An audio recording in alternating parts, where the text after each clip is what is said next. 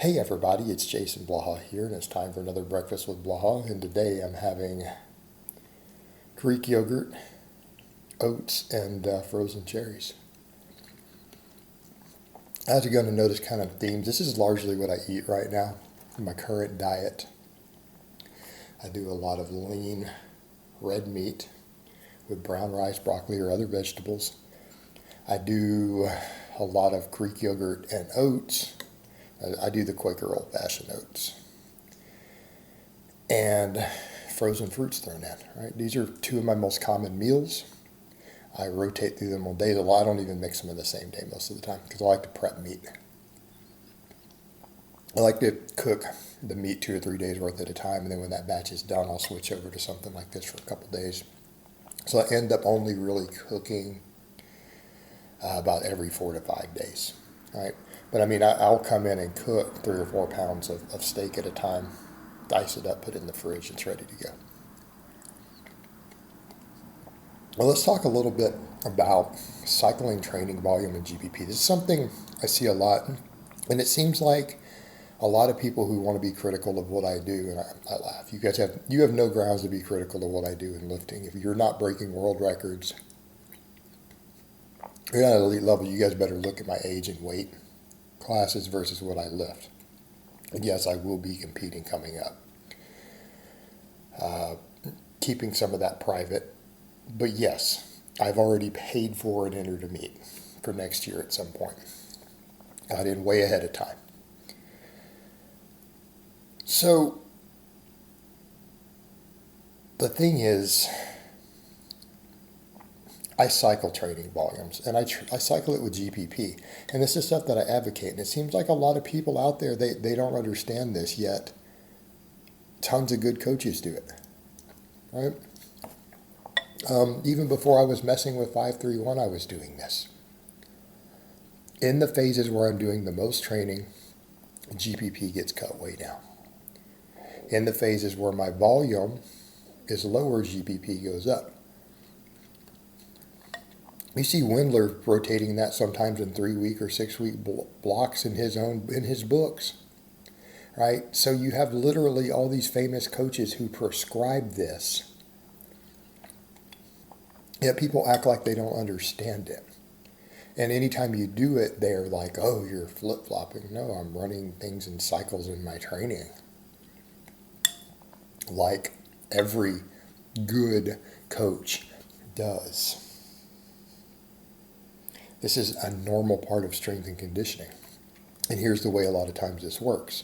And a lot of times it's based a little bit around what I'm doing with my own diet, what my calories, what my carbs and things look like. But I like to have periods of time where I build up my conditioning.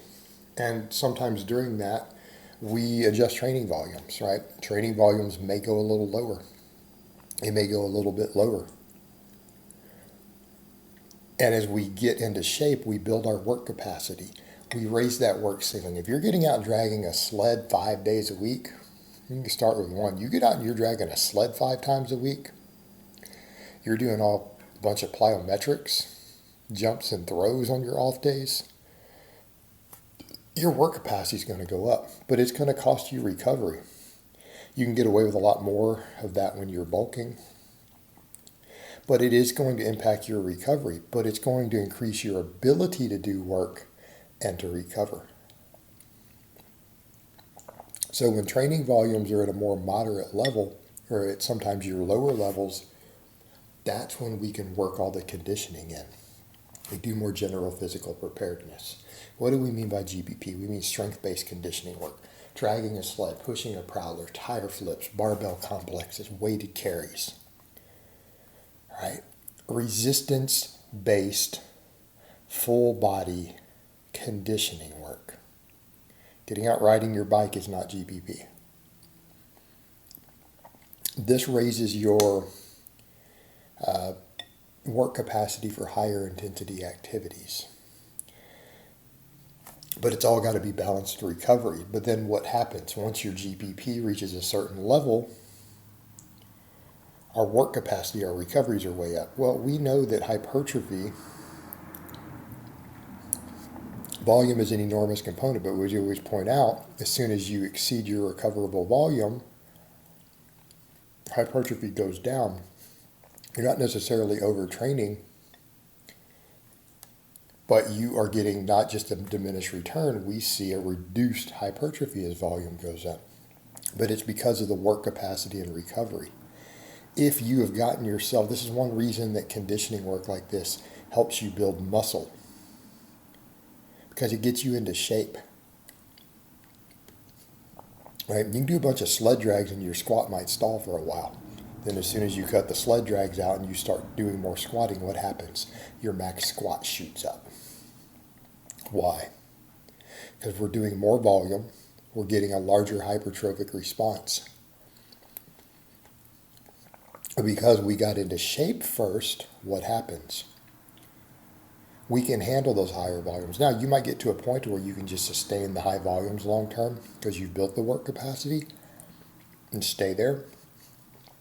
But you might have to change that again as something changes in your training. Diet, overuse, things like that. But by cycling these things sometimes, it allows us to prepare our body to be in better shape. And when you're in better shape, you can do more squatting, more deadlifting, more cleans, more rows, whatever it is that you're doing. You can raise your workloads. You can handle more workloads in a session without getting exhausted, so your total tonnage is higher. You recover from it better. Now, if you're still doing all the GPP, you may not be recovering from it better because you're tapping back into it.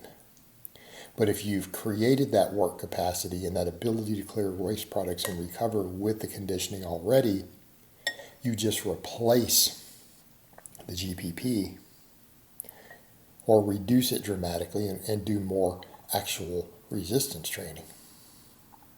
Okay, this allows us to grow. This allows us to grow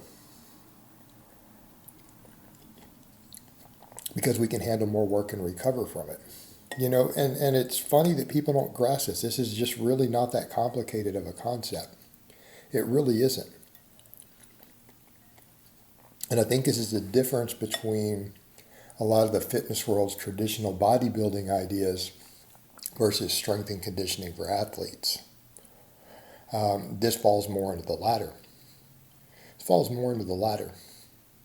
And again, it's funny because a lot of people think all of a sudden that bodybuilders are bigger than athletes or strength athletes or whatever, and that's only seen that way due to pro bodybuilding, some differences in the drug use and the fact that they're all really short and they look big on camera.